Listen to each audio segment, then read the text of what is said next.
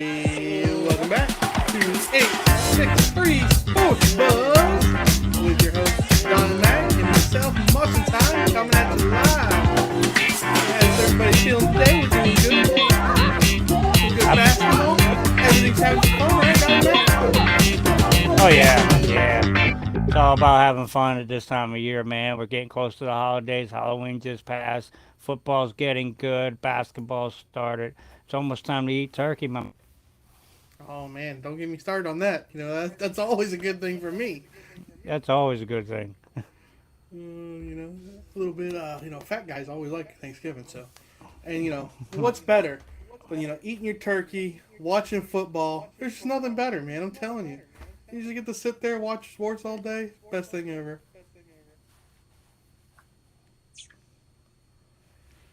So we're coming at you guys live. We got some things we want to talk about. Donnie Mac's got his board back there. Of course, I got my boards down here. And there were some big moments today, or last night that we got to talk about. And one of them is a rookie phenomenon who's going off for a record-setting day, and to top off the record-setting day, he led this team on a last-minute drive to win the football game. It's Yeah, amazing. I love it. absolutely epic. You know what I mean? We talked about this guy during the preseason when we were doing our preseason prediction. Talk about rookies, and he didn't look good in preseason. Unlike Stetson Bennett and Aiden O'Connell for the Las Vegas and LA Rams, he did not look as good. He had one bounce back, half decent game in preseason, but we weren't talking about it. But all of a sudden, No, we're not. Houston strings together a couple of wins, and he doesn't commit turnovers. And now we're watching Houston, we're looking at him, and then boom, boom, boom. We're talking a little bit more, and then he breaks a rookie record. 5 touchdowns for a rookie with no turnovers. He did fumble the ball, I believe. I think they had 2 turnovers. It did I'm not sure, fumble. but Well, the one fumble he recovered though, so you got to give him a little well, break on yeah, that he one. did recover that one. But nonetheless, he, like you said, on a game-winning drive, to 46 orchestrate and do seconds, what man. he did. At 46 seconds, absolutely phenomenal, dude. If this kid is not going to be the rookie of the year already, you can go ahead and label him right now. He's going to be the rookie of the year. Yeah, I mean he has to be, man. The guy doesn't turn the Du- ball over. He's taking a Houston team who won like what 2 games last year. Yeah, yeah. They've already doubled If their that, wins this year, man. I'm if telling that, you, yeah. And they're they looking at don't trying be to win the shocked if they make division. it to the playoffs. Hey, they're still looking at. They're not out of the division. Jacksonville is playing. They kind of shaky and everything, and Houston's already showed that they can contend with Jacksonville and contend with the best teams in the NFL at that. Heck I yeah. mean, so you can't count them out of that division race neither. No, I don't see any team. I don't see anybody can blow out the Houston Texans right now. The way they're playing, the way that offense is run, CJ Stroud Yeah. just doesn't turn the ball over, man. And that's huge. I mean, they've been in almost every single game they've played. They've been in almost every single game. So Hey, and the defense they did it against, they're no slouch. no, I mean Pretty Tampa Bay's good got a decent defense. defense. You talk about a Todd Bowles defense. That's what he specialized in New York. You know what I mean? That was his forte. That's why you know. And now he comes down to Tampa, and that defense follows suit. Run his still going to be the hard nose. That's first, score second. Always. And don't get me wrong. I mean, his defense didn't look bad. CJ Stroud just put balls on point. His accuracy was insane. There were a couple touch passes that he threw on the sideline that there was no way a defender could get to it. And the defender was Yeah. playing pretty good defense. But he just put And it where only his receiver could get it. if it was open and if it was presented to him, he hit it. I mean, he was not missing anything, and that's what you expect out of big time play. That's what you expect out of fourth and fifth year quarterbacks, not a rookie at his stage. No, I would have never ever thought that a rookie like this comes out and does what Yeah. he's doing. Like, If I'm you would have very told me that, impressed. just that game alone, if you would have told me the outcome of that without me watching it, I would have called your bluff on it. I would have said you're going to have to show me. I mean, I don't Yeah. believe that. You No, know what I I mean? mean, Jimmy, don't get me wrong, it was awesome. It Like, was awesome. dude, It was I was on pretty the cool. edge of my seat watching this game. I'm like, oh my god, he's gonna do it. He's gonna do it. And he made that last throw, and I just was, I was like, I just in shock. I loved it. It's not you can't take a lot away from Tampa Bay neither, because that offense played. I mean, they did what they had to do. They were in the position to do, what they were. I mean, 40. I mean, you can't take that. That quarterback did exactly what he had to do in that moment. The defense played some all-out blitz or anything. They were playing for exactly what they got scored on. Yeah, yeah. I mean, They that was they great. had they had double they had double defender in the end zone. That guy caught the ball. I mean, they had the right calls at the right time. It's nothing, no takeaway from them because they played solid the whole game. They did the best they could. I mean, even Baker Mayfield. I mean, he scored. I mean, Yeah, when they scored with 46 seconds, they're like, "Oh, we got this game," But I mean, exactly. because they didn't. Baker Mayfield had a pretty good game himself, but I'm C.J. telling. Stroud just overshadowed everything. I mean, in Houston couldn't run the ball. I think they had like They 16 carries for like 28 yards. That's yeah. crazy. So this is all on the C.J. back of C.J. Stroud. Stroud. Yeah, C.J. Stroud led the team in rushing. I do believe. Josh Allen did against Miami. He led the team in rushing, but I mean, against Cincinnati. He led the team in rushing too, and it all starts there. Even L.A., the Rams, that's their concern, a big part of concern. Pittsburgh would be an even better team if Najee Harris could run the football, or if they could get some kind of production out of the backfield, but they can't. Listen, man, I'm Maybe that. sorry. Kenny Pickett is just not the answer. It's Well, not the yeah, answer. I'm telling you, man. you can't rely on a quarterback that can't prove himself neither. Yeah, Yeah. you got to have that threat to be able to throw out of the backfield, but it all starts with the running game. Najee Harris, Oh, 100%. that running game has not been present in Pittsburgh since week one. It has not been there. It's the same thing That- for the Rams, and it's not for the lack of Rams trying. They've been bringing in running back after running back. They lost the running back. But Cam Akers, matter of fact, just went out for Minnesota this past week too. I think he's out for the season. But I mean, Pittsburgh hasn't been doing that. They got a backup running back now. They look like they're trying to give a little bit more workload to, which could be a positive for them. But you're right. They need to figure out that offense and the cannon down on the sideline now. I don't think that's making a difference when you got a Kenny Pickett throwing the football. yeah, I mean, like I said, I showed you a stat today. C.J. Stroud has the same amount of touchdowns as Kenny Pickett does. Yeah. Kenny Pickett's a second-year guy. Yeah. C.J. Stroud's only played 8 games, and he's 13 games. Kenny Pickett has 13 more games than C.J. Stroud, and C.J. Stroud already has the same amount of touchdowns. Yeah. I'm just saying, C.J. Of his total Stroud career. is a quarterback. Of his total, yeah. Kenny Pickett is not a career quarterback. I'm sorry. I'm sorry, Pittsburgh fans. It's not going to happen for you. You need a new quarterback. Yeah, that's definitely where I would start is in the quarterback market. Hey, take a page out of Minnesota's book. They saw a gem in Josh Yes. Dobbs, and I will say Josh Dobbs is a gem. For that to happen the way it did this weekend, and him to take control of that offense and do what he did, he had the fourth most fantasy points among quarterbacks this week, dude. He won them game just like Listen, CJ Stroud did. Josh Dobbs, that was incredible, the dude. guy didn't even throw a practice snap. He didn't Not even even have a a practice day with his offense. And this He guy never comes took a in and snap throws from for the 3 center. touchdowns. It's Yeah, insane. and I run mean, one. hey man, Yeah. rocket engineer, he took him to the moon. I mean, he won. He took him to the moon. Hey, you know what? And that's what I mean by taking a page out of their book.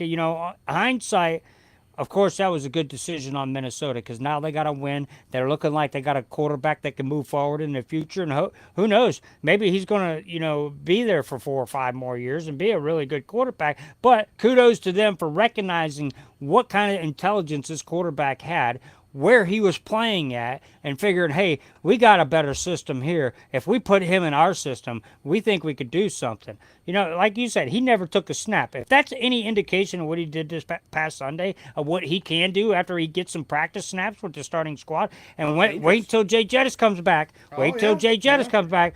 That could be. He proved this week. He knew without taking a snap from the offense to find his players. Look at T.J. Hawkinson; he nailed him. I mean, look at Alexander Madison, right? Alexander Madison. We haven't been seeing a lot of him. He knew to find him out of the backfield, use him. That's another thing. So Minnesota actually ran the ball 25 times. This is the They first run the time football. all freaking year they've ran the ball 25 times. And look what happens. They win a game against a pretty good defense in Atlanta. A really good defense. Hey, and that's a contender in the NFC. That's a big statement win for Minnesota at the record that they're standing at right now. They put their foot down and they drove that football down the field, just like you said. They ran the football more, and that makes Madison that much more attractive in Minnesota for a fantasy option too. But you like to see that kind of talent getting their hands on the football, man. I agree, man. Give him the ball. Let him do something with it. He's a really good running back, and they just give him a chance. He can catch the football. Yeah, we've already seen that. Kirk Cousins has proved that. There's a lot that they can do over there in Minnesota, and hopefully Josh Dobbs gets it figured out for him. Hey, you mentioned it before. Kirk Cousins is in the contract year. With this happening with him, Dobbs could be going forward. This could be a whole different conversation next year. Kirk Cousins may not be coming back. You never know. Yeah, he could not. He may not. And I would like to hey, if Dobbs keeps doing what he's doing, I wouldn't bring him back. Yeah, not you as have a no starter, reason at least. You have no reason to. Listen, So, any big games on the slate this past Sunday that really, we've talked about Josh for that win there. We've talked a little bit about Pittsburgh. We watched them play Thursday night, how they got that win. Will Levis is still a really good quarterback for Tennessee. I really think that's going to work out for him. I really do. He's already proved that he can find his best player. That's what you need from a quarterback, a smart quarterback. Know who your best person is to get the ball to. But what other game really pops out to you? One that was really significant on the schedule. Games this week. They had Dallas and Philadelphia. You had Cincy, Buffalo. You had Miami, Kansas City. All these games were huge. All of them were pretty decent games too. Really. Yeah, we had a lot of big ones. I wish Miami would have came out with the win on top. Tua just made a couple mistakes. They had a lot of penalties, which kind of kept putting them back in the backfield. They made mistakes. Kansas City's defense held up. They won the game. Not a big deal. I'm happy with the way Miami's defense only kept Patrick Mahomes to 2 touchdowns. They shut Travis Kelce down really well. They did. They only scored. Kansas City only scored twice, and that one fluke play, that's a heads-up play by a defense. That's all that was. That was a kudos 100%. Play on that defense. To lateral the football like that was pretty cool to see and watch them to be able to complete that, because you don't see that nowadays anymore. We used to see that back early 10, 15 years ago, a lot of that going on, but you don't see that nowadays. But I give you kudos for saying that. They only scored twice. Well, you know what really irked me about Miami is they never really switched anything up on offense. They never really tried anything different.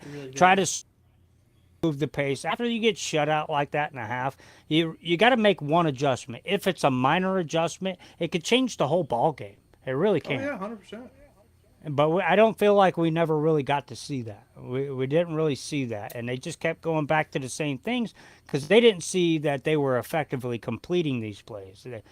Penalties had a lot to do with it. That drove me kind of crazy. They weren't very... Extremely. It was stupid. They were dumb penalties. And they were dumb penalties. They were really dumb penalties. One holding call, I watched Moser go up the sideline. It had to be a 16-yard carry. And he clearly had the edge, and this guy had no reason to even grab the corner. He had no reason. There was no reason for it. There was no reason for it, and he did it anyways. And it's like, Jesus, man. Hopefully they fine him for that. Yeah, but that kind of drove me nuts. Well, it happens. Sometimes you don't even realize that they're just in the game. I understand it. But you got to be more procedural. Discipline. You got to know where you're at. You got to see what you're at. Yeah. Discipline is a huge thing. And while we're talking about penalties, though, I want to talk about something. I showed you this today because you didn't get to see it. Is the roughing the passer call on Mac freaking Jones? This is the dumbest roughing the passer call you will ever see.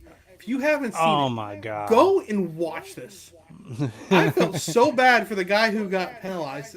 I mean, he had a sack. There's no reason to throw the penalty. Mac Jones has the ball in his hands. He doesn't lead with his helmet. He doesn't hit Yeah. Mac Jones in his helmet. What is going on? What is roughing the passer anymore? I don't know. Maybe they knew that Mac Jones was going to tear his ACL. Who knows? Um, I don't know. That was Danny Dimes that in New Yeah, York that tore his ACL, anyways. But I mean, that was absolutely absurd. I'm with you on that one. But we all know that the referee in the consistency deal has been a big problem throughout the year already. I mean, just some of the calls, no calls, huge calls that should have been no calls. I mean, it's been horrible all year. Not only in football, basketball's already started the year doing it. Look at the umpires for the MLB this year. It's oh been man, atrocious. horrible. They need to start holding these umpires, referees, and officials accountable. Make them pay for it out of their paycheck. I promise you they'll stop doing this. Listen, man. I don't mind them making bad calls because it is a split second thing. It's sometimes hard to tell, but there's got to be a check and balance thing. But yeah, there There should can't be be. somebody. There should be somebody up in the booth or something that calls down and says, "Hey, no, that wasn't a penalty. Leave it alone." And because Exactly. sometimes it's bang bang. So sometimes the referees can't see it, but there's got to be something done. And Somebody's that's got what to be up there and college say, does. "Hey, stop! That's not a penalty." Yeah, like targeting that That kind of stuff. Yeah, that's college does that. College does that. They keep an eye on the sky. That's how they get stuff, keep it rolling on pace. And they got a million schools playing on Saturday. You know what I mean? That's how they Yeah. do it. They keep somebody up in the box. They don't slow it all down. Sometimes they got to, take a closer look in bigger games, in prime time and stuff. But they keep it rolling. Somebody's up there watching it and they call it down to the field. That's what NFL I doesn't think want they to need do to do it, that. I man. I'm don't know telling you, why. I don't know they why need the to do NFL it. doesn't do it. They've needed to do it for a long time, and it's absolutely driving me bonkers too. So, I man, mean, even if it's you have one extra ref up in the booth, it's only 16 refs. That's it. yeah, 16 people. That's it. That's all you that's need. it. Take one off the field, put them up there. I mean, if And that's what it's you need just to as like an do, extra guy. They I mean, have an extra ref at every single game anyway, sitting in the yeah. locker room waiting in case somebody gets hurt. Put him up in the booth. Come on. So put him to work, man. Yeah. I mean, it's just driving me But nuts. It's driving me nuts. They got to get it. They got to get it figured out. so we're talking about football after everything has happened this past week.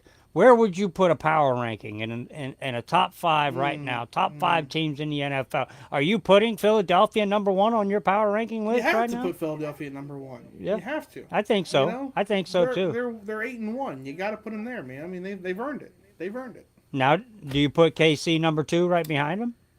Listen, Kansas City's kind of scaring me a little bit. They're not really the greatest offense, but they still have the second best record. So you got to put them at number two at the moment. Right. And they're defending champs. Yeah, exactly. That helps a little bit. So that's Then, that's only then it fitting. starts getting a little bit, funky from 3 to 5. Yeah, it really Number does. I three, you mean, got to go with Baltimore though. I think they're pretty. They look good this past I'm Sunday, telling you, man. man. They Number three, look you got to go with really Baltimore. good against Seattle's leading their division. I mean, their division, they're an NFC contender, and Baltimore handedly took care of them. Yeah, absolutely destroyed them. The same No, team we watched Cincinnati only beat by 3 a week prior to that. yeah. I mean, Baltimore's looking pretty strong.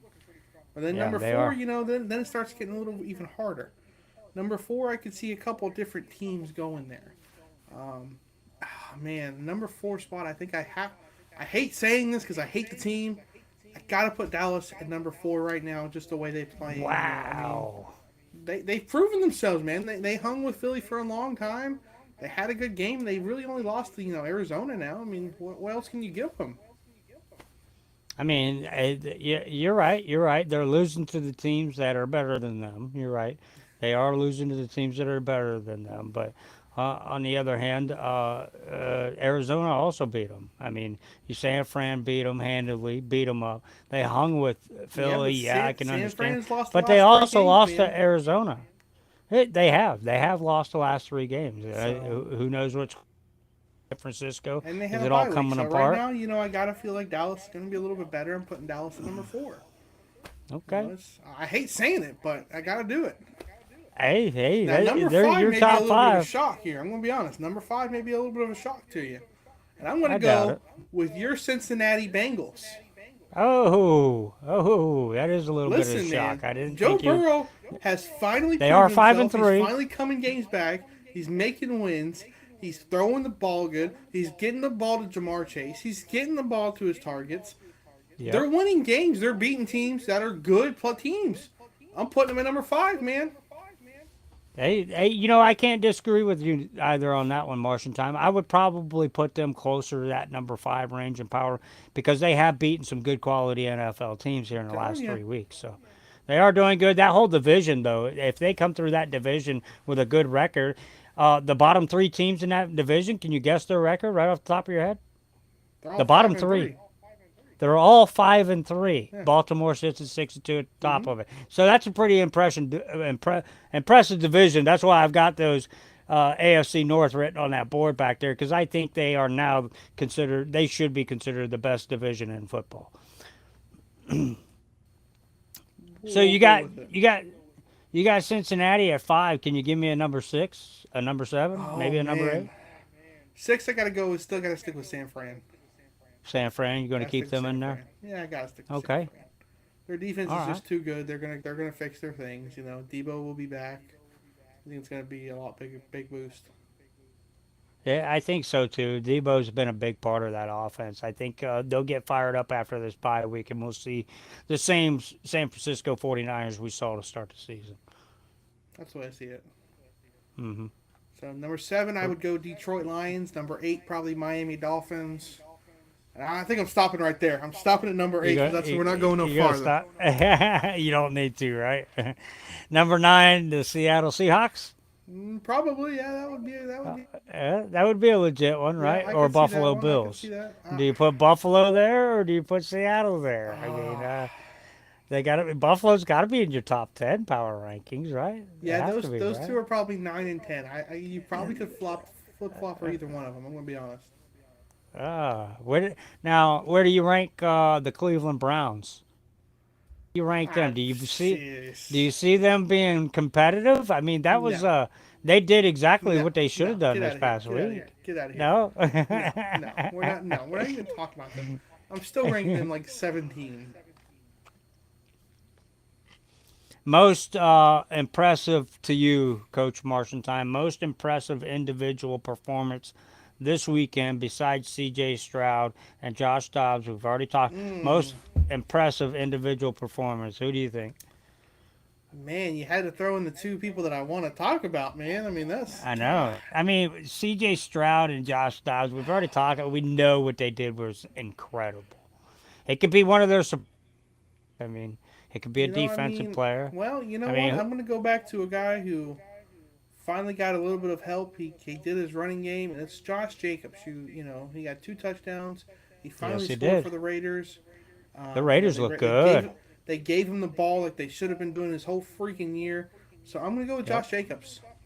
I think that's a good, very, very good call. I think that whole performance by Las Vegas was just a whole different team. It looked like a whole 100%, man. different team.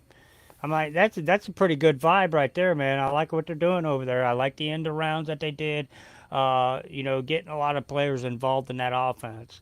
I like the direction. I'm kind of curious what they could do up against some competition after they get warmed up with this squad they got. A lot of Hunter Renfro. A lot of these guys are saying they feel good about what's going on right now. It feels different. So Looks a it whole sure lot better looked different. without him. It sure looked Daniels. different. I mean, Chicago looked like the same old Chicago, we've been seeing here in the last few weeks. And I mean, with no Justin Fields, are talking about him coming back. I think that would help this offense right now because our boy Baggett ain't, he's not really getting it for me right now. Oh, Baggett. Yeah, he doesn't. I mean, hey, We dropped the tight end from him. He's doing great now. So I mean, I don't know why we dropped him, but Right? Yeah, I mean, Cole Kmet, he's starting to really come on right now with Baggett as a quarterback. But once Justin Fields comes back, I don't know what it is about him. He doesn't like the tight ends as much as he likes to throw to his wide receivers. that is true. I don't That's very know. true. Maybe that's one of his faults. Maybe that would make him better if he would target one of his best receivers in the middle of the field and the tight end Cole Kmet. But anything else that really stands out in NFL? Because I want to pick your name or your brain about some fantasy players. I want to give you some scenarios, ask you who's All hot right. on Let's the do it. Let's market for do it, man. waiver Let's do wire. it. Let's do it. So let's talk about a little bit. We talked about a few guys already. I mean, when we talk about Minnesota, Josh Dobbs, do you think he's a worthy option right now to pick up in fantasy and holster him? Would you roster him and keep him on there with Jay Jeffers, Jettis coming back? I mean, Addison now involved in the running back, running the football a little bit more. Would you think about rostering him? Well, it depends who my two quarterbacks are. If I don't have a solid backup, yeah, I would definitely consider trap picking him up and seeing what would happen. But if I have my starting quarterback and a really good backup, I don't think I'd do it just because it's only 1 week. But I did like what he was doing. So I mean, if I don't have a solid backup, yeah, I could definitely see picking him up. You should pick him up, play him as a backup, or you got a lot of quarterbacks going on by at this time of year Yeah, or too. getting So hurt, he, anything. he or hurt, yeah. You seen Cousins going down. Dobbs was starting in Arizona. You might have dropped him after the third week, but now you might want to pick him up again because Yeah, yeah. he did have the fourth most fantasy points again. As I said before in the podcast, fourth most fantasy quarterback points for this week. We're going to stay on that same team. T.J. Hawkinson's barring that he doesn't, stay out from his injury if he comes back. Do you think with Dobbs there that because that Dobbs really looked like he was counting on Hawkinson there for a while? Do you think you start playing Hawkinson if Dobbs is at quarterback? Dude, I would be playing Hawkinson anyway. I think so too. Hawkinson's a Well, I great mean, tight end, man. I mean, I'm telling you, you know, he's really good. receiving ability. He's probably top five in the league. Yeah, I he mean, has he's a to be. great receiving tight end. I would be playing him no matter what. He had really good fantasy points. I think he had like 14 or 16 fantasy points this past week, which is one of the most he's seen all year with Kirk Cousins. But we're going to stay with quarterbacks real quick. They're a team you mentioned them in your power rankings. I believe you ranked them number 3 or 4. The Baltimore Ravens, the quarterback Lamar Jackson. He is not getting a ton of fantasy points. Not doing He's on a anything. winning team. What do you do if this is your reliable starter? Marshentime, do you think about trying to get a guy like Dobbs and plug him in there, or do you stick with him and expect him to one of these weeks start throwing it rather than letting him gobble up the touchdowns on the ground? I'm not 100% sure because they look like they're dedicated to the run right now, They really and do. I'm a little bit worried about them. I feel like if the next 2 weeks if they don't start popping off, yeah, I think it's a good possibility you need to go out and get somebody else because I think they're going to stick with it for the rest of the year. Yeah, if it's working, why would they change that, right? Why would they want to put the on the shoulders of Lamar Jackson? On the other hand, if they get in tight races, if they get into a shootout, though, Lamar Jackson could be a healthy option. But you He can't very really well could predict be. that, It's hard, man. man. You It's can't really hard. predict that. Teams they should be shooting out with, they're not. They're just running them over. Teams that they shouldn't be shooting out with, they are. And it's just hard to predict at this point with that quarterback. Same thing. I mean, you and I struggle with that. He's one of our quarterbacks, Yeah, and I he's mean one that's of ours. that's not the reason why I asked you. But if guys, I mean, if they feeling frustrated like we have been with Lamar and what's going on, because we got Tua Tagovailoa on the other half. Yeah. I mean, do you feel the same way about him? Do you start searching for other, or do you think that offense obviously is going to come around and he's going to start doing what he should be doing? Listen, man, Tua he's killing me. I mean, as a Dolphins fan, even this guy, he has such accuracy when the timing is not thrown off. His timing is all he has, though it seems like, and that's what's worrying me. Teams are Yeah. starting to see that, and teams are starting to, crowd the line. They're jamming the receivers, and they're throwing off all the timing. I'm a little worried about him. He's got to make some big changes. I mean, they got to figure something out in this bye week to start beating winning teams. And I Well, hope yeah. they figure it out. But I, I I would hold off on starting Tua right now just to see if they can actually beat a winning team. So if they're not playing a winning team, then start to it. I mean, Yeah, if I they mean, are, then 100%. It seems like, you know. if they are, plug in Josh Dobbs. Yeah. On the same sense, I mean, um, we're going to go to the receiving end of the quarterbacks, and that's wide receivers. One thing that I saw break out this weekend, one question to you is if I have Jamar Chase on the Cincinnati Bengals and Joe Burrow is looking like the Joe Burrow that took him to the Super Bowl and he's spreading the ball out, T. Higgins took off this past week. He Jamar did. Chase only had, I think he only had 2 catches on 4 targets, I believe. They held him He under did. 40 yards. How do you feel about that? Do you still start a guy like Jamar Chase and Tyler Boyd and T. Higgins if you got these guys, or do you try and go find a better number one option on the waiver wire and try to plug them in methodically? Or if you have Jamar Chase, do you automatically just start him?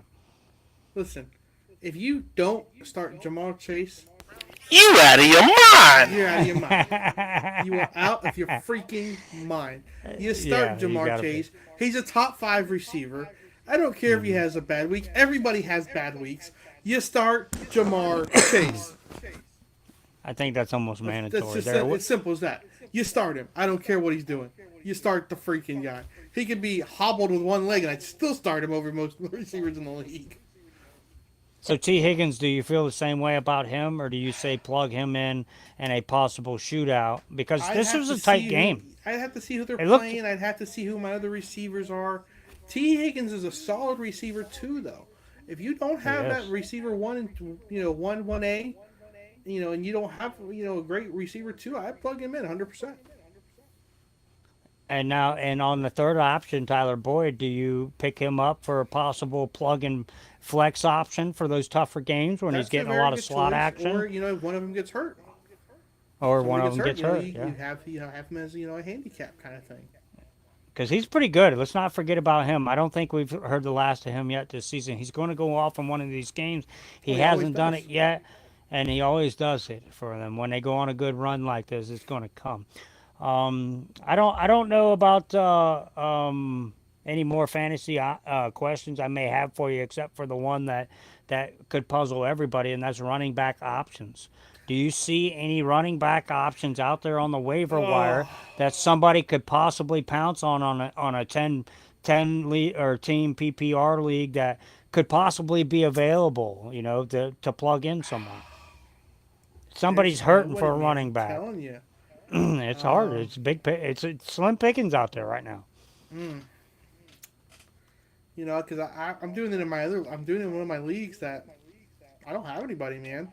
I'm looking out in the waiver wire, and there's just nobody. There's Nobody's a dropping JJ Derrick Henry Henderson for out me. there. Yeah, yeah, Uh, right. Henderson has been. I went and picked him up. He's not really doing anything great though. And Kyron Williams is supposed to be coming back, and I'm sure somebody already has him on the bench.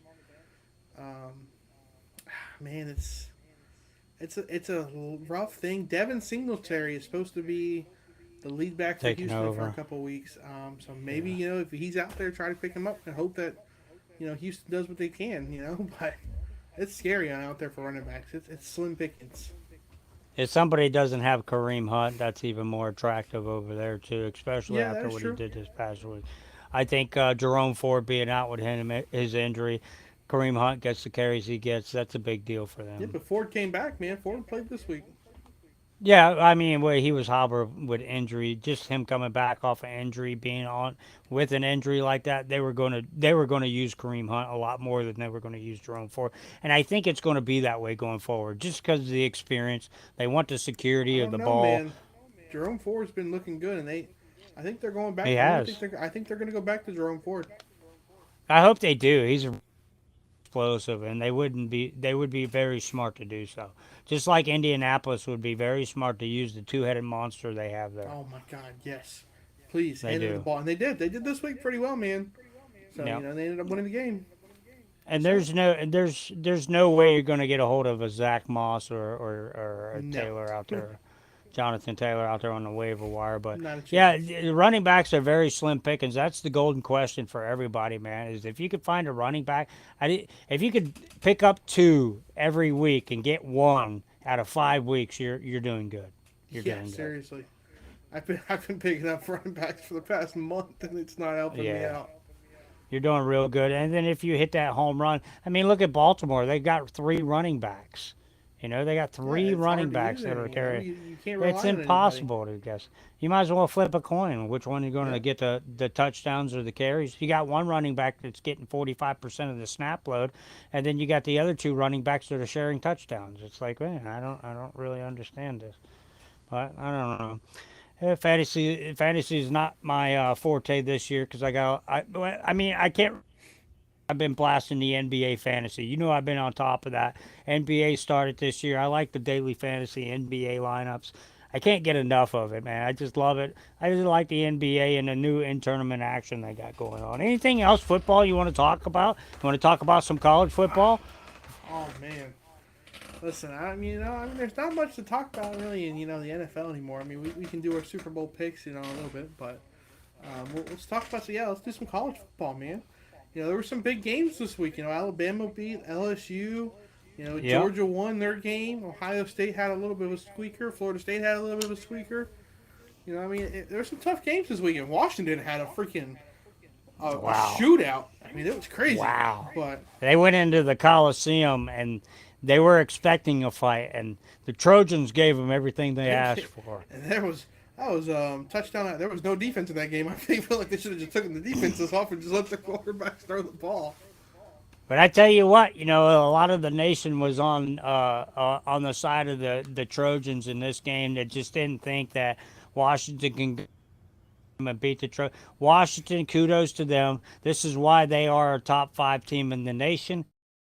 And they competed. This is why they do have a Heisman Trophy candidate, Michael Penix Jr. at the quarterback. He showed yet again out on the line in the Coliseum. Hell of a football game. I really enjoyed that football game. I love watching the Pac-12 and the Big 12. It's just every game you watch from these guys in the top team, Oregon, USC. It doesn't. It's shootouts, man. It's whoever's got the best, most accurate quarterback and the fastest wide receivers. That is true. So That's what it seems like too. I mean, Georgia, they had a tough fight with Missouri, in the first half of that game, in the first 3 quarters of that game, and then they, started taking over there. But that was the first real test I really seen the Bulldogs have to face this year, the Mizzou Tigers, man. Yeah, and now they're going to face an Ole Miss this week, so it's going to be they got another tough one coming up. Now they go back to back Ole Miss. It's good to see them finally run into some matchups on their schedule. Ohio State, Notre Dame, USC, Oregon, all these teams, Texas, Alabama. They've all had to play ranked teams throughout their schedule so far, but Georgia is now hitting a minor meat schedule here. I'm going to say minor because Mizzou wasn't really equipped to beat the Bulldogs, first of all. They were a good ranked team. They could compete a little bit in the SEC. I said a little bit. And the same thing with Ole Miss. They've already lost 1 or 2. They've been in the battles with Kentucky and Tennessee. So, I mean, I'm not really a big believer in Ole Miss being able to beat the Georgia Bulldogs, but I want to see it happen. Listen, man, you know where I'm going to be at. I'm going to be watching my rivalry game, Florida State, Miami. Miami coming to Tallahassee, coming to Doak. I'm ready for it. I'm excited. I'm ready for it. Oh, I'm ready to watch it. That's all I care about. Even though Miami lost this past week, and they only put up 6 points on the board, this is a rivalry, like you said. Miami man. Throw out the will records. Throw out the records. That game's always going to be a fight. There's always going to be bad blood. There's always going to be big hits. Be ready for it, man. They will be ready. The U will come in there ready to fight, just like the Seminoles will be in. They'll be coming in ready to fight. Is Keon Coleman going to play in this game? I believe Keon and Johnny Wilson are supposed to. They're both supposed to play. They're still game time decisions and stuff, but they're supposed to play. I like watching Keon Coleman play football. I'm telling you, man, both have those competitors. They're ready. They want to fight. They want to win that game too. They know it's a rivalry. They know it's Florida State, Miami. you know they want to be in it. So I think that's kind of why they both sat out Pittsburgh game. So Yeah, well, and it's not going to be long, and we're going to see my Ohio State that and the is team true. up 2 north. weeks, man. 2 weeks. 3 That's weeks. going to 2 weeks or take 3 weeks. place. I think it's 3 weeks. I think it could be 2 or 3. Yeah, That's it another might be big game 3. this week is Michigan Penn State. Michigan, Michigan's Penn first group State. I was test. going to say is this week. Yeah, we kind of seen Penn State, play a couple times. They did really well this past week. They got that offense up and rolling this past week. They were Yeah. throwing a lot of bombs down the field, something we didn't see when they played Ohio State. I don't know if it's because they couldn't or they wouldn't or if they were afraid to, but they were unleashing it this past week. That's what they better do to play Michigan because Michigan is not going to have what they're not going to slow down. Just like Ohio State, they're going to put even more foot on the throttle. So I don't really see how this one's going to play out. I hope Penn State competes in this and throws the ball down the field like they did last week. If they do, they'll have a shot. I like it. You want to talk any? I know we talked about some college football now. I know you're getting. I know you're itching for it. I know you want to talk NBA. I know you want to talk your favorite player. So give us some rundown of your favorite player here, bud. Your guy. This is your guy. Oh. You know who we're talking about. I don't know about favorite player, but he is my favorite rookie right now in the NBA. He is the French guy, Victor Wembanyama. This kid just set a record, and I think it's his 4th NBA game for 38 in his 4th NBA game. He is the fastest to do it by a rookie. Going back to LeBron James, it took him, I believe, 23 games to get his, over 35 points. Kevin Durant did the same thing. It was over 20, but he was the fastest to get to that mark, which was then on a tear, though. He takes over in the 4th quarter. He's shooting better 80% when he gets the ball in the 4th quarter. He's got the bulk of his point. Game is on the line. That's a big deal to me. Right now, there's no question to this kid's game. He's battling out in the paint. He's blocking. He's scoring. He's playing both ends of the floor. The big question to us, though, is, and it's still in the back of my mind, and you've been saying it too, is if he can stay healthy, if he's too frail to keep doing what he's doing, because he's looking good while he's doing it. He's shooting the long ball. He's got everything down. He's got the assists. He's got the block. But can he stay healthy? Does he need that bulk, or is the way he's playing, the style ball he's playing, going to get away with that? I just don't see it, man, in the NBA. I'm telling you, he's going to end up getting hurt. I have a feeling he needs to bulk up a little bit. If he bulks up a little bit, I'm telling you, he could be deadly. I think so too. And if San Antonio just starts stringing together, they've been working good as a team. If they start stringing together some wins, and we're talking about them in the West, they make the playoffs. It's not even out of the realm of possibility of this kid making a bid for the MVP as a rookie. I mean, that's not out of the realm of possibility. The way they're utilizing him on this team, it's like he's a Kevin Durant, or if he's a LeBron. They are centering this offense around him. They know when they need to score, they got to get the ball to him because he knows what to do with the ball. And he's got a high IQ with the ball. That's what excites me about him. I watched him come down the middle of the court, and he dribbled his basketball in between the opposing player's legs on the run. Full stride. I was like, did he just do that? And they're running it back on the replay. I'm like, yep, he just did that. That was pretty cool. I'm like, so his IQ with the ball, just to see the floor the way he sees it, shoot it, it's really cool to see. I hope he keeps it up. I hope he stays healthy. I take that back. I thought Chet Holmgren for the OKC Thunder was going to win this Rookie of the Year because he started out the gate just playing like, like he was an all-star, and he's still doing that. But if this kid, Wembanyama, keeps doing what he's doing and he stays throughout the year, taking over games, he's the reason why they've already won 2 out of 6 games. So, I mean, if he keeps doing that and they keep accounting, he's going to win Rookie of the Year. It's going to be hard to contest that, especially because of the publicity he's got. Yeah, that's the whole thing for me. I think he's going to have more publicity, and I think that's going to end up winning it for him, other than stats wise. Because of who he is and what he's doing, I think that'll have a big factor. Or, like I said, they center him around that offense. That might have a big deal. But a couple of other teams going on in the NBA, a very disappointing early team for me has been Phoenix. I mean, Kevin Durant's been doing his deal. even with Devin Booker coming back, that's when Wembanyama and the Spurs really blew them out. They beat them by double digits. I mean, that was when Devin Booker in his first game back. So it wasn't like they weren't fully tooled. I mean, they don't have Bradley Beal on the court yet. He's not fully healthy, and he's not in full rotation or full swing in that Phoenix offense. But man, they better figure something out. Yeah, is that I reason? don't know if it's too many, ball handlers or what, but they got to figure something out. Is that reason to be concerned at this point for Phoenix, or do you think it's something they can figure out because they still got 75 games to go? Yeah, I was about to say it's still very, very early. Don't count them out yet. Just like the Heat are struggling a little bit. Don't count anybody out yet. I'm just saying it's still way too early to be start worrying about stuff. And then, and I'll move on. I'll move on from that, and I'll try to keep our basketball rolling because I know we're going to run out of time here. But James Harden's first game tonight and LA with LAC. Yeah. What are your thoughts on that? How do you think that's going to mesh? If all these guys stay healthy, they got 4 MVPs on this team. If all these guys can stay healthy, what do you see? That's going to be the key, man. I mean, they're all getting older. They're all aged a little bit. I just want to see if they can share the ball. If they can share the ball with each other, this team can go a long way. Just saying. It could. Go a long, long way. Even in the West. You know what? And that might be one thing they have going for them, Marshentime. I was thinking about that. They have a lot of veterans on this team at this point in their careers. I mean, are they thinking about that? Do they want to get a championship together? Because these guys, every one of these guys except, they don't have a championship. Yeah, that's true. Kawhi Leonard is the only one.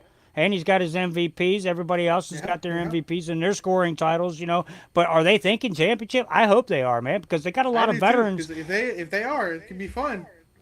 If they are mature about that situation there, man, that could be really. And they took PJ Walker. He's another veteran that coming over there. They're probably going to bring him off the bench. They got a little bit of bench help, but they got to compete with that other team over there in California too, and that's the Golden State Warriors. You're talking about a bench, dude. That bench is deep with Chris Paul coming off that bench. As I said, Andrew Wiggins. I'm telling you. And Chris Paul is the leading scoring catalyst coming off that bench, too. Yeah. Chris Paul's never been really put in that position in his career. Now he can take over for 15, 10 minutes a game while Steph Curry and crew is on the bench, and he's winning the ball game for him. Yeah, and he's resting, too. That's the best part. And he's resting. He's older. He needs to rest, and man, they're all working together, and that's going to be a good team. They may make another run for it, That's a very interesting deal, and I hope they keep that together. Everybody stays healthy there because Golden State can make a really good run with Draymond Green being healthy again. They're looking very, very dangerous over there. Philly didn't look like they were hurting too bad without James Harden over there. Joel Embiid looking like the all-star he's going to be. Best center in the NBA right there, son. He is taking off over there in Philly. He's shining real good without him. But did you see that Boston team? Are they your favorite to win in the East this year?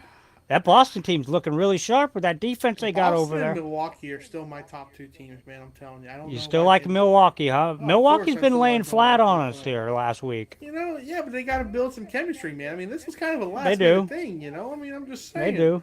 Let them build some chemistry, but yeah, Boston's looking good. But Boston always looks good in the regular season. Just saying. Boston's been looking good in the regular season the last 3 or 4 years. That's true. They don't. That's very fall true. short in playoffs. And I can't argue with that. They had the second or third best record in the East last year going into the playoff. Mm-hmm. Yeah, second best. Jaylen Brown, Jason Tatum's really living up to what they're supposed to be doing this year, and I think a large part of that is because of the defense they're applying on the other end of the field. They get Kristaps Porzingis back, and then you bring in a guy like Drew Holiday that can play really good defense. That's kind of helping him because he's staying consistent. I've been watching his numbers throughout the year. He's staying consistent with Brown actually shooting at a higher percentage last year too, but he's not getting as many points. But he's still controlling the ball, but he's shooting a hot. I think he's getting better looks at the basket is what it is. When you bring a guy like Porzingis in, you run a couple of pick and roll. Now he becomes dangerous. When he hits that pop, that stop and pop, and he's capable of knocking down those 15-footers. We've seen Kristaps Porzingis do that. York. I mean, they centered that offense around his pick and pop like that. Yeah, so I mean, to me, I'm excited to see what Boston could do in the East. We're really not talking about anybody else besides Milwaukee and Boston. When you got a couple of young, talented teams over there in the East that could really score the basketball. Oh yeah, that is very. I mean, the East is going to still be a little bit, up in the air. Because Milwaukee still hasn't proven themselves all the greatest. They had the one championship run, but they really haven't proven themselves. No, Just saying. So it's a little scary. Boston really hasn't proven themselves. They're always in the playoffs, but they haven't made the deep runs. They haven't been consistent. They haven't done. They're not there always, which is, we'll wait to see what happens. well, like you said, on the opposite end of the spectrum, you got the Miami Heat. Nobody's talking about them. They're winning here. They're losing their Tyler Hero star basketball down a little bit. Kevin Love's getting involved with that offense a little bit more. He's getting acclimated with that offense, but nobody's talking about it. Jimmy Butler's not doing what he's playing. But you know what? This time last year, were we talking about the Miami Heat? Listen, man, I we don't weren't think talking we to the were. Miami Heat until they got to the playoffs. 'Cause Exactly. They were the 8th seed in the playoffs, the last play-in team to win in, and then they beat the Bucks 4-1. Then they beat the Exactly. who did they play next? Oh man, they played the Knicks next, and they beat the Knicks. New York. What, 4 Yep. to 4-2, I think, and then they played Boston in a tough series, win 4-3. And I was then they gonna played say Boston the was a good Juggernauts. series. I mean, they played the Juggernauts, the Denver Nuggets, who just dominated everything. The Joker's hard to beat these days. I don't think he really cares about basketball as much as he cares about winning. Um, he just likes to go win at whatever he does. It doesn't matter. He loves ping pong. He likes to win the ping pong. But He's good. like you said, I don't think we're not going to be talking about Miami until we come to the latter part of this year. Off the Jimmy Butler wigs down there, and they start playing some basketball, we'll be talking about Miami in the playoffs. I think they'll be a number 6 or 5 seed, something like that in the East, but they're not going to be very high. But better be ready for them though. But New York Knicks, they're still not playing the defense they should be playing. Their offense is still where it was at. We're quickly adding him to the offense. That was a big difference. Their scoring's through the roof. They can score with any team in the East. They just can't play any defense. That's they haven't looked very good on their defense. You're right on that one. No, they haven't. They'll let any team score 150 points on them. I saw it happened just a couple of days ago. But as I was saying about the in-season tournament with the NBA, when we launched on November 3rd in the first game of the tournament, you seen the different uniforms, different floors. All the games that we watched on that day compared to the games surrounding it, the day before, they were all closer. They were all very close games. Whereas when you watch them the day after, a couple days after, and these games aren't in the tournament, they're just regular season games, they're blowouts. You're seeing double point, victories and 17, 18-point blowouts, 150 to 98. You're seeing crazy scores like that. But watch again on the November 10th. When they do this in-season tournament again, watch these games be a lot closer. And there's a reason behind that. And the only reason why I say just watch it, none of them will get really out of hand and they'll be competitive. So if you want to watch good basketball, watch these in-season tournament basketball games. It looks kind of weird. You got to get used to the floors and the uniforms they're wearing. But every first place team, every individual player on that team, including the coach, gets $500,000 per each participant if they want to. And I think they really want to win big it. Bonus.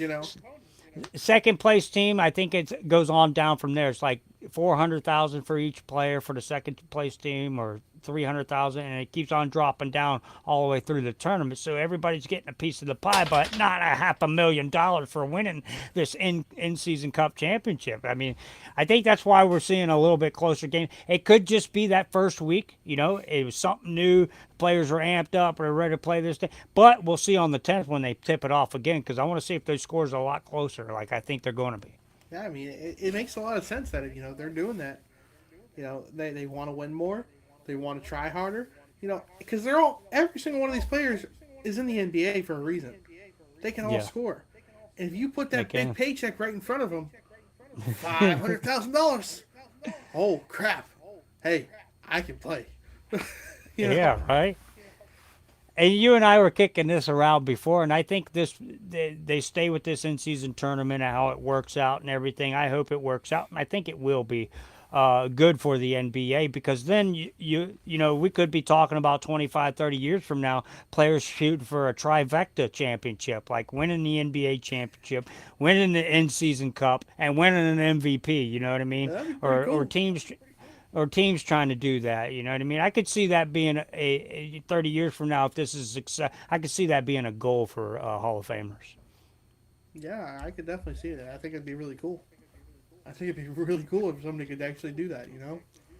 Yeah, I think it would be too. And, you know, we could possibly see it this year. Who knows? I mean, I think we'll see a different winner. We'll see. Yeah, that's what I said. I think it'll be a different winner to this cup than it will be the NBA championship, just because of the broad range of games that they're going to play in between these two. I think that's the significance of, you know, I think we'll see Denver there. Denver looks like the champions that we saw last Denver year. is just, They're doing exactly where they left off. But I think Golden State might have something to say about that. Well, we'll see how it goes, man. I'm just saying. We'll see how it goes. Yeah, right. Is there So, anything hey, else man, you want to pop it off, man? Any questions? No, I appreciate you letting us get that basketball in there, man. I know you got some course. things planned over there. You got some questions, some hot takes, or anything you want to talk about over there? I don't know what you're talking about. Not today. I'm gonna let you slide for today, buddy. I'm gonna let you slide just for today. You gonna let me slide? I'm gonna let you slide a little bit. You know. I'm not gonna let you slide. I'm gonna do a little something with you, man. man. Hit me with your stuff. You know, I haven't hit you. I've been hitting you every week, so I'm gonna let you hit me this time.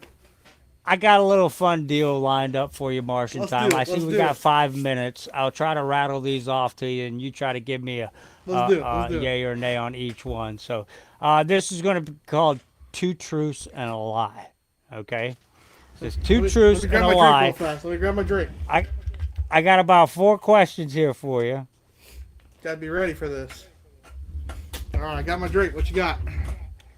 2 truths and a lie, okay? I got 4 of them here for you. I got 4 of them for you. Okay, let's do it. And the first one goes this, okay? All right. And this is the way this works. I'm going to give you 3 things that are going to be either 2 of them are going to be the truth and 1 of them is going to be the lie. You got to tell me which one is the lie of the 3, okay? All right. Alabama has 16 national championships in football. Notre Dame has 17 national championships in football. Yale has 18 championships in football. So which one is the lie? We're going back like the whole. Are we going back like way all back? the way when they first started counting them overall as schools. I know, back in the day, Yale used to win a couple. Yale's won a couple. It says here they've won 18 of them. It says Notre Dame's won 17. It says Alabama's won 16. 2 of those are the truth. Which one's the lie? This is a hard one, but this is fun, man. Alabama won 16? And I'm not going to hold it against you. I'm not going to hold it against you if you miss it. God, Notre Dame has won a lot of national championships. I could see that because they've been around for so long. I don't feel like Alabama's been around long enough to win 16. I'm trying to think of all the ones he's won in the past, 15 years. I think they've won 7 or 8. I'm going to have to go with Alabama, man. Going with Alabama, that's a legit guess, but that is one true statement. Alabama does have 16 national championships. Wow. Yeah. Yale does have 18 national championships. Okay, However, I kind of figured that. Notre Dame does not have 17. Notre Dame only has 13 national championships. That was a tricky one, dude. That was a very. I set you up on that one. I set you up. I kept Notre Dame up there. I'm going to be honest. Yep, they sure do. Yale's number 1. Alabama's number 2. Yeah, I could see because back in the day, Princeton's up there in the top 5 too. Believe it or not, Princeton. Well, that's because back in the day they were only really the Ivy Leagues that would actually win them. That's all it was. Yep, Harvard, Princeton. That's it. That's all it was back in the day. Okay, say the next one on NFL Super Bowl appearances. Okay, I'm going to give you 3 of them with their number of appearances. What team and number? 2 of them's going to be the truth, but 1 of them's the lie. All right. Tell me which one's the lie. New England, they have 11 Super Bowl appearances. Denver, they have appearances. Buffalo, they have 4 Super Bowl appearances. Yeah, This New England's got 11 appearances. Denver's got 5 appearances. Buffalo's got 4 appearances in the Super Bowl. 2 of those are the truth. Which one's the lie? Listen, This is New another England- tough one, man. New England with Tom Brady, he was in the Super Bowl for like 7 years in a freaking row. Appearances now, not wins. That's what I'm going with, because I know Tom Brady didn't win every single one, but he would play in one, and he would play in the next one, and he would win the next one, then he would lose the next one. Man, I'm gonna have to say that one's the truth. The Bills. I'm trying to think. I know he was with Jim Kelly. Marshentime. God, I don't think Denver's been there 5 times. I'm gonna have to go with Denver. You are correct. Has not been to the Super Bowl 5 times. They have been to the Super Bowl 8 times. Yeah, I was about to say they've been there a whole lot more. I felt like They have been there 8 times. back in the Buffalo's day when true. They were really strong. Buffalo's true. Good call on that one, Marshentime. Because in the spirit of the World Series of this we're going to do World Series appearances also, okay? Ooh, so okay. Texas had 3 appearances. Arizona had 2 appearances. The New York Yankees lead the Major League Baseball with 40 appearances, okay? Holy crap! Yeah, I believe that one. Of the next 3 I give you, 2 of them are true, 1 of them's false. Ooh, okay.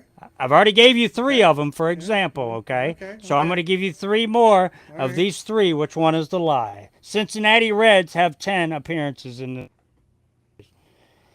the Miami Marlins have 7 appearances in the World Series. I can already tell you that's wrong. That's the lie right Last there. I'm a Miami Marlins Los fan, Angeles- man. Get out of here. Los with that crap. Angeles. I was going to try and squeeze one by you. You're right. They've only got 2. The last one I had But was they've the only Dodgers. got 2 They got appearances. 25. But guess what?